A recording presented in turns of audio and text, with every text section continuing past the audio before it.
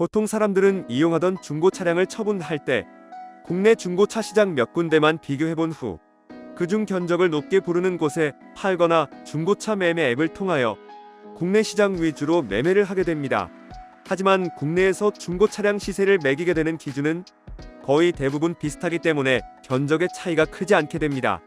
그렇기 때문에 중고차 판매 시 국내 매매와 기준이 다른 수출이나 폐차도 꼭 같이 확인해 보아야 합니다.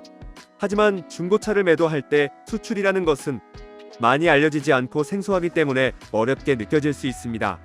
하지만 오늘 알려드리는 내용을 보신 후에는 중고 차량을 팔 때 내수 시장 외에 해외 수출 시장까지 꼭 같이 비교해봐야 좋다는 생각이 드실 것 같습니다.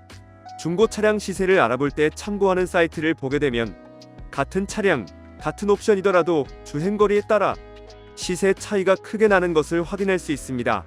중고 차량의 특성상 주행거리가 많을 수도 있지만 국내 중고차 시장에서는 주행거리에 따라 시세 영향을 크게 받게 됩니다.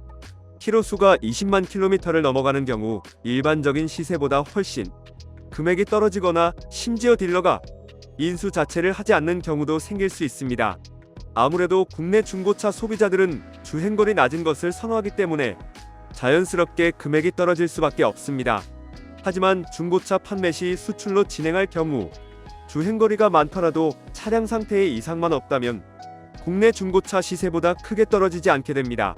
중고차를 수출해 가는 주요 국가는 대부분 개발도상국으로 주행거리나 연식보다는 실차량의 상태, 엔진이나 미션의 컨디션이 좋아 실주행에 문제가 없는지를 보기 때문에 주행거리를 크게 문제 삼지는 않습니다.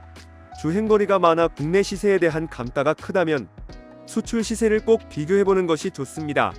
국내에서는 연식이 오래된 구형 모델이거나 단종 모델일 경우 신형 모델에 비해 필요성이 낮기 때문에 아무래도 시세가 많이 떨어지게 됩니다.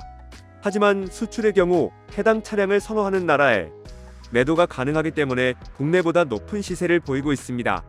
예를 들어 아반떼 HD 차량의 경우 기본 연식이 15년 이상 된 차량으로 국내 중고차 시장에서는 매우 낮은 시세를 보이고 있지만 리비아와 시리아에서 선호하는 차량으로 중고차 수출이 유리합니다.